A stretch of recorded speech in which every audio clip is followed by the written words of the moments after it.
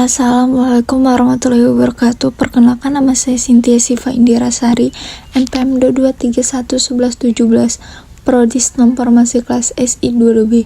Di sini saya akan menjelaskan tentang etika dalam penggunaan teknologi informasi dan komunikasi dalam pendidikan. Yang pertama yaitu ada abstrak. Pemanfaatan teknologi informasi dan komunikasi dalam dunia pendidikan telah membawa perubahan besar dalam paradigma pembelajaran. Meskipun manfaat TIK sangat luas, peningkatan pengguna TIK dalam pendidikan juga menimbulkan pernyataan etika yang signifikan. Tujuan dari penelitian ini adalah untuk menyelidiki aspek etika yang terkait dengan penggunaan TIK dalam pendidikan dan komunikasi. Melalui analisis kritis, kami mengkaji tantangan etika yang muncul dari pengintegrasian TIK ke dalam proses pembelajaran dan memberikan solusi untuk membantu para praktisi, pembuat kebijakan dan pendidik mengatasi dilema etika ini. Oleh karena itu, studi ini menyoroti pentingnya membangun landasan etika yang kuat dalam pengenalan dan penggunaan TIK dalam lingkungan pendidikan, dengan harapan dapat membangun praktik yang berkelanjutan dan bertanggung jawab dalam dunia pendidikan yang terus berkembang. Yang kedua yaitu ada kajian pustaka. 1. Etika profesi dalam pendidikan. Pentingnya etika profesi dalam pendidikan merupakan landasan terpenting untuk memahami dampak pengguna teknologi informasi dan komunikasi atau TIK dalam lingkungan pendidikan. Etika profesi mencakup norma dan etika moral yang menjadi pedoman tindakan pendidik untuk mencapai tujuan pendidikan tanpa mengorbankan prinsip moral. 2. Mengintegrasikan TIK ke dalam pembelajaran. Mengintegrasikan TIK ke dalam pembelajaran menciptakan peluang baru untuk meningkatkan metode belajar mengajar. 3. Dilema etika dalam penggunaan TIK. Terlepas dari manfaat penggunaan TIK dalam pendidikan, hal ini juga melibatkan banyak dilema etika. Hal ini mencakup kekhawatiran mengenai privasi siswa, kesenjangan aksesibilitas, dan dampak sosio-psikologis dari penggunaan teknologi yang tidak terkendali. Keempat, yaitu tanggung jawab etis pendidikan. Pendidikan memainkan peran penting dalam memastikan bahwa pengguna TIK bersifat etis.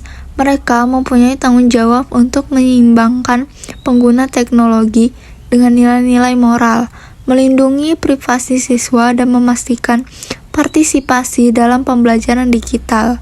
5. Yaitu mengelola dilema etika. Mengatasi dilema etika memerlukan pendekatan holistik yang mencakup kolaborasi antara pendidik, administrator sekolah, dan pemangku kepentingan.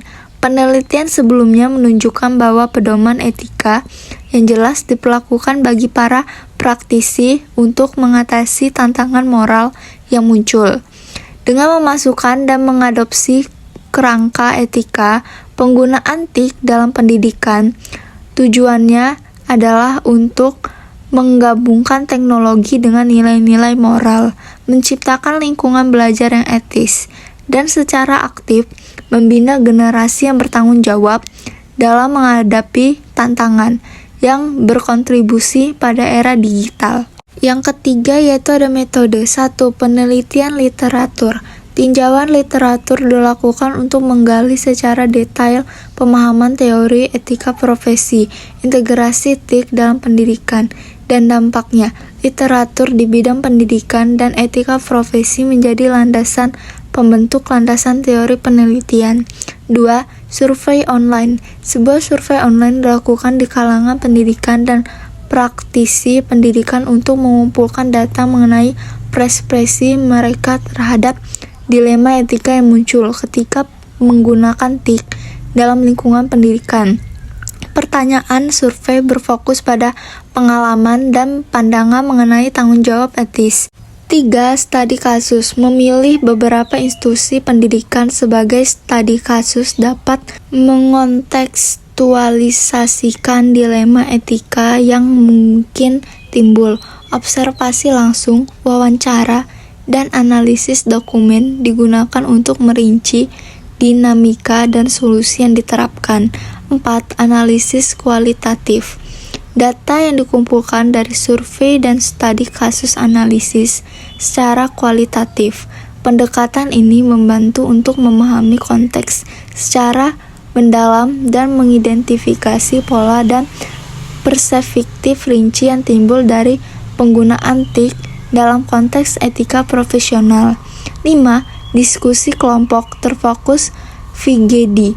VGD diselenggarakan dengan partisipasi sekelompok pendidikan dan praktisi pendidikan untuk mendiskusikan temuan awal dan mendapatkan wawasan lebih lanjut mengenai solusi yang dapat diterapkan untuk mengatasi dilema etika. Diskusi ini berfungsi sebagai tahap validasi dan memperdalam pemahaman. 6. Analisis komparatif. Penelitian ini menggunakan pendekatan analisis komparatif untuk membandingkan hasil dengan literatur dan praktik terbaik yang ada.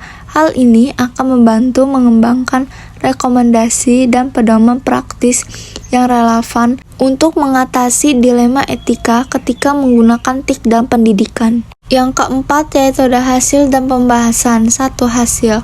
Kehormatan profesional berdasarkan studi literatur etika profesi memegang peranan penting dalam memadu perilaku pendidikan. Temuan menunjukkan bahwa sebagian besar responden menyadari pentingnya nilai etika dalam penggunaan TIK. Integrasi TIK ke dalam pembelajaran dipandang positif oleh responden dengan akses yang lebih mudah terhadap informasi dan peningkatan partisipasi siswa sebagai hasil utamanya. Dilema etika, penelitian dan studi kasus telah mengungkap beberapa dilema etika yang memerlukan perhatian serius, antara lain privasi siswa, kesenjangan akses, dan dampak psikologis. Setelah itu yang kedua yaitu ada pembahasan. Peran etika profesional.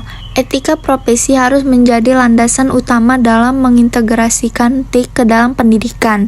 Diskusi ini berfokus pada penguatan peran etika profesi dalam memadu tindakan pendidikan untuk mengatasi dilema etika. Setelah itu ada pendidikan dan kesadaran. Pembahasan peran pendidikan dan kesadaran dalam pembentukan kesadaran etis, memasukkan pelatihan etika ke dalam kurikulum dapat mempersiapkan pendidik mencapai dilema etika. Setelah itu ada tanggung jawab bersama. Diskusi ini menekankan pentingnya tanggung jawab bersama antara pendidik, lembaga, dan pemangku kepentingan lainnya dalam menciptakan lingkungan pendidikan yang beretika. Berikut adalah penjelasan dari saya. Jika ada kesalahan kata atau ucapan, saya mohon maaf. Terima kasih semuanya. Thank you for watching.